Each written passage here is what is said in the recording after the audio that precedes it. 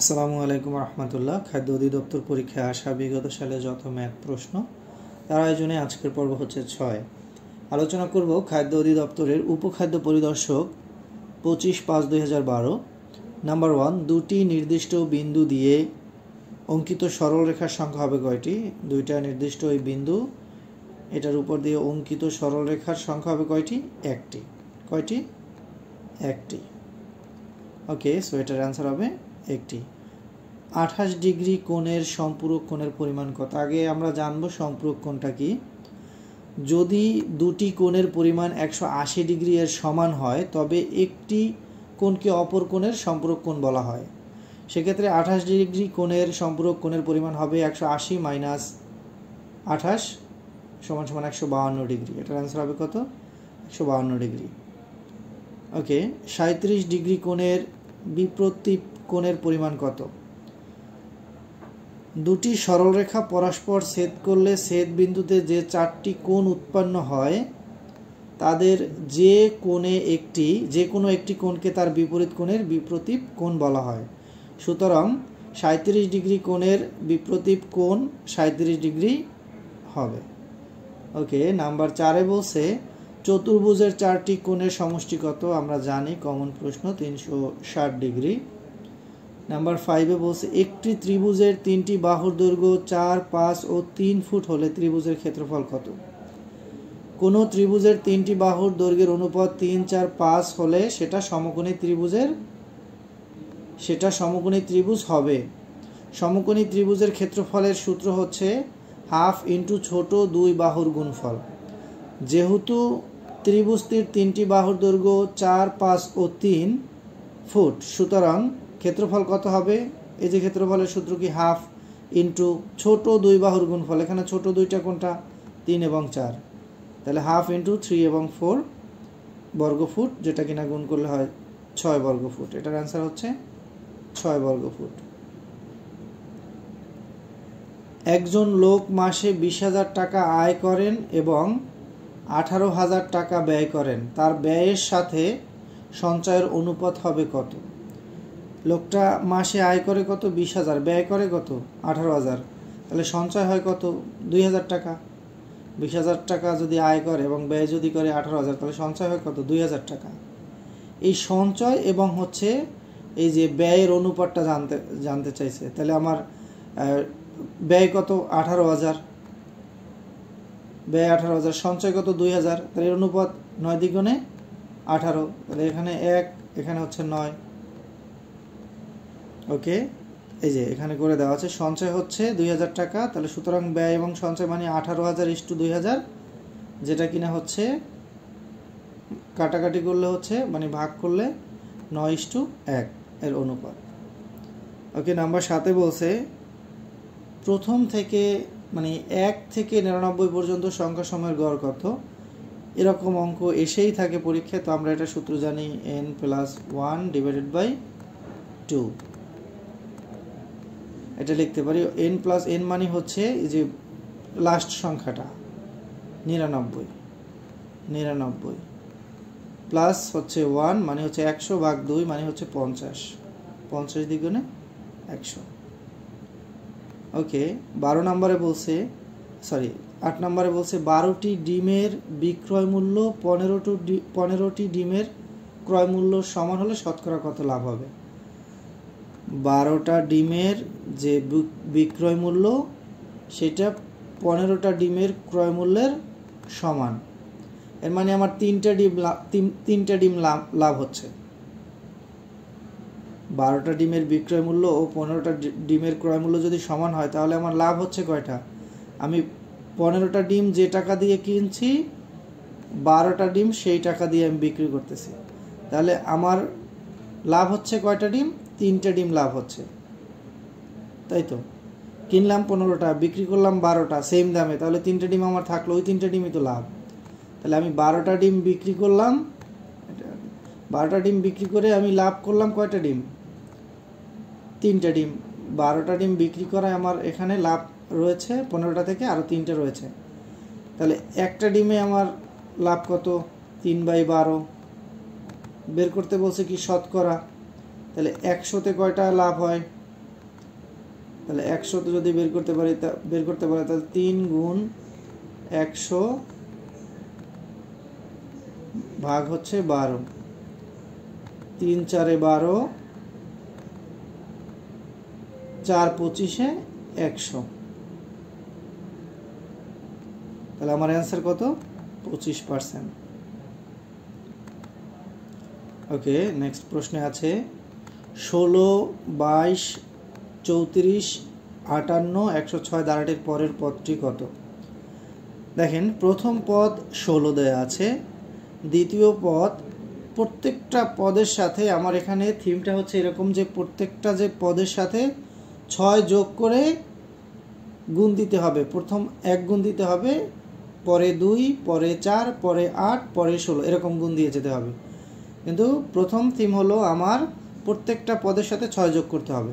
প্রত্যেকটা পদের সাথে 6 যোগ করে এটাকে 1 দিয়ে, এটাকে 2 দিয়ে, এটাকে 4 দিয়ে, এটাকে 8 দিয়ে, এটাকে 16 দিয়ে, এরপর যদি থাকতো 32 দিয়ে, এরপর যদি থাকতো 64 দিয়ে গুণ দেওয়া লাগতো। তো প্রথম পদ আছে 16, দ্বিতীয় পদ হচ্ছে 16 যোগ 6 গুণ 1 22, তৃতীয় পদ আছে 22 যোগ 6 গুণ 2 34, এরপর চতুর্থ পদ আছে হচ্ছে 34 যোগ 6 গুণ 4 58, পঞ্চম পদ আছে 58 যোগ 6 গুণ 8 106, ষষ্ঠ পদ আছে 106 যোগ 6 গুণ 16, মানে হচ্ছে 202। ওকে, তো এটার অ্যান্সার হচ্ছে 202।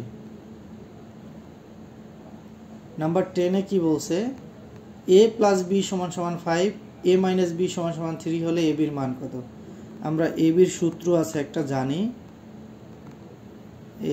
a b সমান সমান আমরা সূত্রটা জানি a প্লাস b,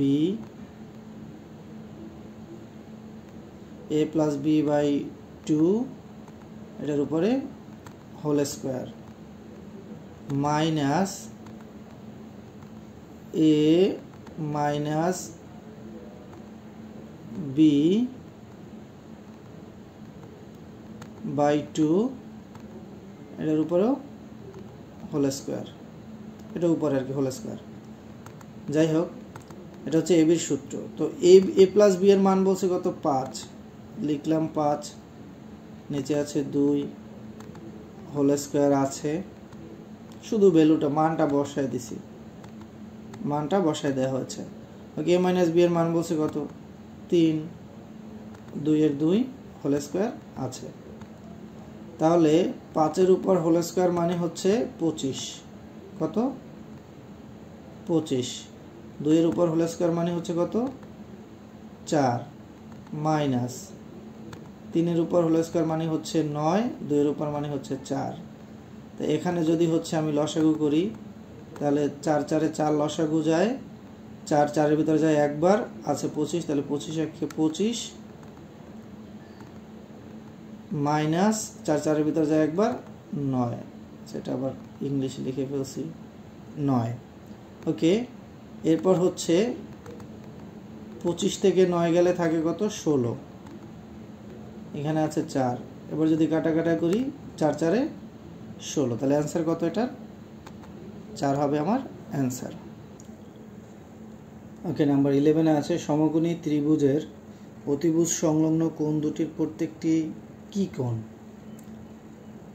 এগুলোকে বলে সূক্ষ্ম কোণ। ওকে, নাম্বার 12-এ বলছে 20 জনে একটি কাজের অর্ধেক করতে পারে 6 দিনে। 20 জনে একটি কাজের অর্ধেক করতে পারে 6 দিনে, ওই কাজটি 5 জনের কত দিন লাগবে? তো 20 জনে অর্ধেক কাজ মানে অর্ধেক, একের অর্ধেক কাজ করতে পারে 6 দিনে, তাহলে ফুল কাজ করতে কয় দিন লাগবে? 12 দিন। অর্ধেক যদি লাগে 6 দিন, তাহলে ফুল কয় দিন? 12 দিন।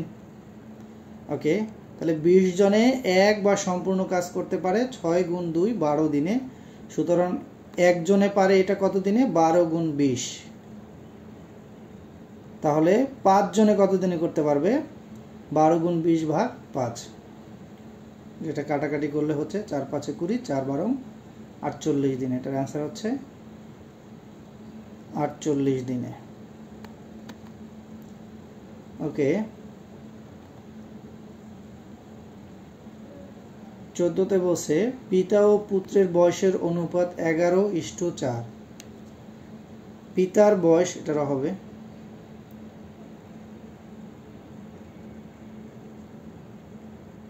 হলে পিতার বয়স 44 বছর হলে পিতা ও পুত্রের বয়সের সমষ্টি কত?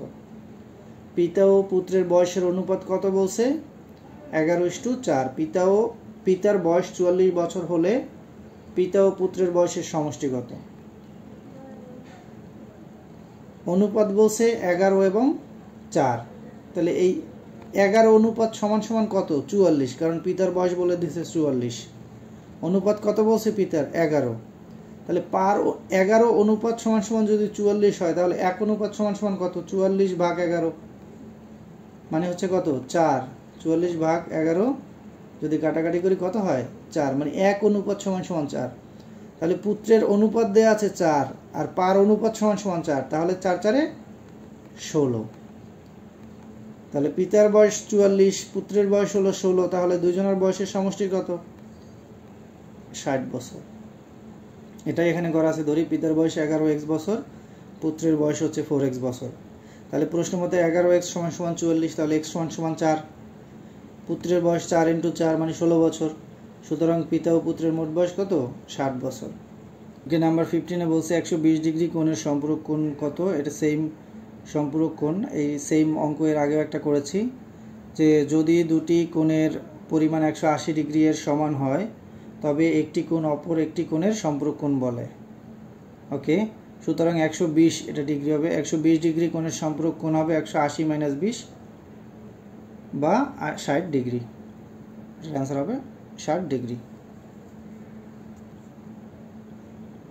Thank you guys, thank you watching for this video. যদি কোনো কোশ্চেন অ্যান্সার ভুল থাকে অবশ্যই আপনারা কমেন্টের মাধ্যমে জানাবেন, আর ভুল ত্রুটি ক্ষমা সুন্দর দৃষ্টিতে দেখবেন। আসসালামু আলাইকুম রহমতুল্লাহ।